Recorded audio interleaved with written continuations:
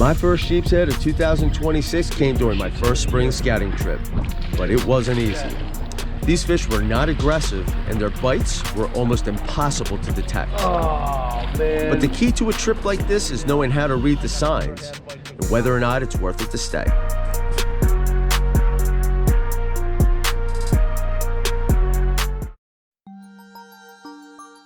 Originally, the plan was to fish for flounder through the incoming tide before checking the bridge once the water warmed up a little bit, but I was a little late. 3 hours late.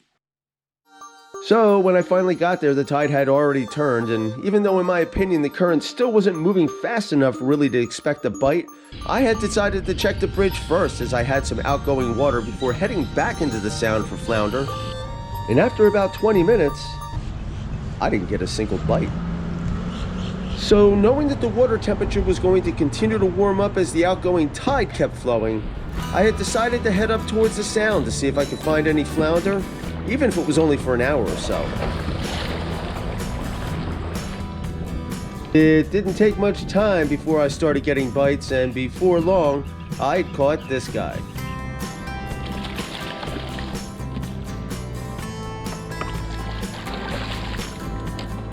First fish of the day is short. Didn't take long.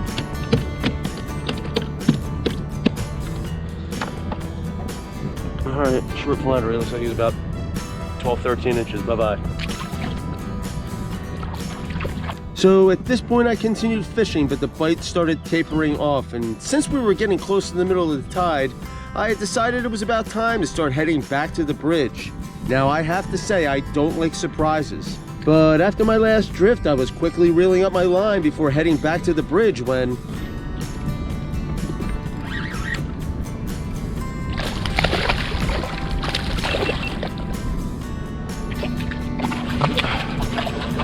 what's this?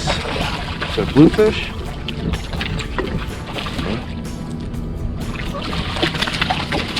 Or a weak fish? That's a bluefish. You gotta love those unexpected bycatches, man. You never really do know what you're gonna run into out here. Get him back in the water. So he's biting my net. Alright, small bluefish. Bye-bye. By the time I made it back to the bridge, the water level had dropped dramatically, and the water temperature had finally climbed up to 62 degrees. These things in combination with a faster moving current is exactly when I want to be here. So I'm going to go ahead and get set up on this piling, and then I want to talk to you a little bit about the strategy and tackle I use when targeting these finicky cold water sheepshead. Okay, so my go-to setup for this sort of fishing, especially when the bite gets tough, is my 6.5-foot Tsunami slow pitch jigging rod. I have that paired up with a Penn Fierce IV 2000 series reel, spooled with 10-pound PowerPro braided line. To that, I tie direct 15-pound monofilament leader with a 1/2-ounce bottom sweeper jig tipped with a live fiddler crab. And I like this setup because it ends up being perfect for detecting those super subtle bites that these fish tend to give in colder water. So I'm going to start out by doing the water column, little increments at a time. I'll hold it for like 5 seconds. See if there's any suspended here. I found in this particular location that they like the bottom feed a lot. That's not the way it is everywhere. We still check the water column first. Every once in a while I get a sheep in the middle, but for the most part I'm expecting a bottom bite. Yeah, so I'll usually work that water column 3 to 5 foot increments at a time until I finally hit the bottom. And if I don't find fish suspended in that water column, then that's when I really start probing around down there. I'm not really worried too much about moving the jig or even spooking a fish.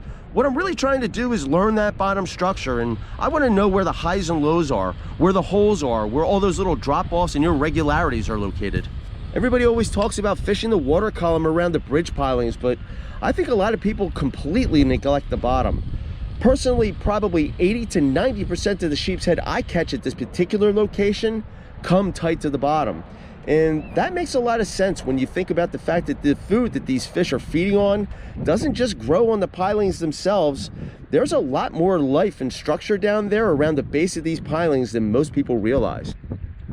Another mistake I think a lot of people make is sitting on one piling for way too long, especially this time of year. These fish can be extremely scattered and finicky, so I'm constantly moving around looking for any sign of life. Sometimes all it takes is finding one active piling or even one small piece of bottom structure holding fish. So with this next fish, I'm actually going to feel the bite, and if you watch my rod tip closely enough, you might even see it. But check out how fast this fish cleans off my jig. Right here, I'm going to lift this jig up and set it back down on the bottom, and he's going to clean me off just like that. Oh, man. I set that hook almost immediately after feeling him, and he still got away. It also makes things incredibly difficult when you've been sitting around for a while with absolutely no bites, and then suddenly something like this happens out of nowhere, but you really do always have to be ready. I gave this piling another 10 minutes and then I moved.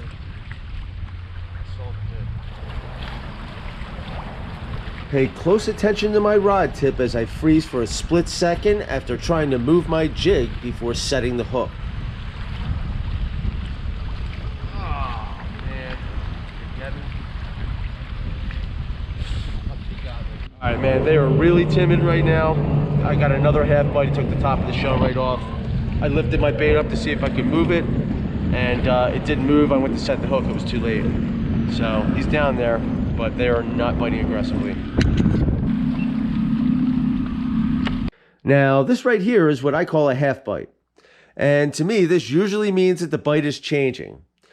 If I've been catching sheepshead consistently and suddenly start getting half bites like this, that usually means the bite window is starting to shut down.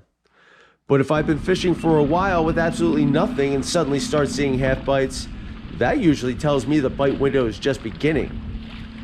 If I happen to be getting half bites when I first arrive at the bridge, well, then I don't know which side of the bite window I'm on, so I would just have to stick it out to see. But in this case, I'm giggling because this is a good sign, and this sign says to me that a sheepshead catch is imminent. All right, guys, this is what it's all about. This is the thrill of the hunt. Finally, I have found the signs of life that I had been looking for all of this time. So after a few more missed fish and one false alarm, I eventually ended up at this piling, confident that my persistence was about to pay off.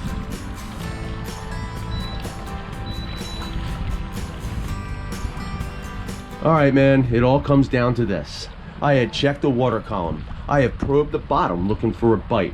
Light tackle matters here a lot. One of the main reasons I love my setup, and this may just blow your mind, but I swear I can feel those fish swimming around my leader line before they've even touched my jig, which gives me a heads up that I'm about to get bit.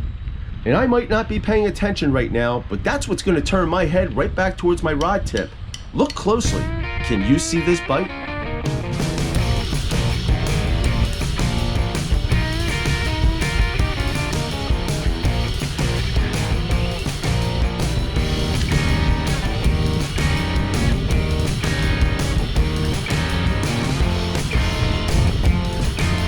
The first sheepshead of the year.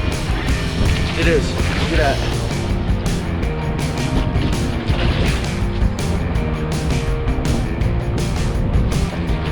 Man, this right here is exactly why I love targeting these fish. They can be unbelievably frustrating sometimes. The bites are subtle, the structure is unforgiving, and there are days where they barely even let you know they're there. But when everything finally comes together and you connect with one, there is nothing like it. So Paul at Great Bay Outfitters, man, this one's for you. So yeah, I gotta give a quick shout out to my guy Paul Sajitsky at Great Bay Outfitters in Mystic Island. A couple of days earlier, he had started a little contest for the first sheepshead caught and released by kayak. And honestly, if you guys ever need anything kayak related or have any questions about getting set up, definitely give Paul a call over at Great Bay Outfitters. He's one of the best around. 20 inches, man. 20 inches. It's a great size. All right, let's get this guy released.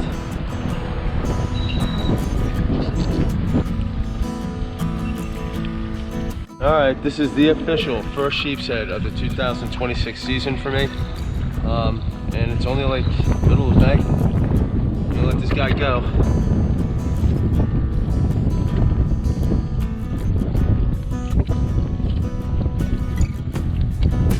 Come on, guy. Let's go. Woo! All right. Successful catch and release. All right, guys. All in all, this was a pretty typical springtime sheepshead trip. The bite signals tend to be small, so small that most people would miss them completely. But if you stay patient, you keep moving, and you learn how to read those signs, eventually everything will all come together. Hey, I hope you really enjoyed this video, and hopefully you learned something from it too. If you did, please hit that like button and consider supporting me by subscribing to my channel at South Jersey Yak Fishing. If you guys have any questions, please leave them in the comments section below. And if you got a little bit more time on your hands, here's a couple more videos to help you land more fish this season. Catch you next time, guys. Peace.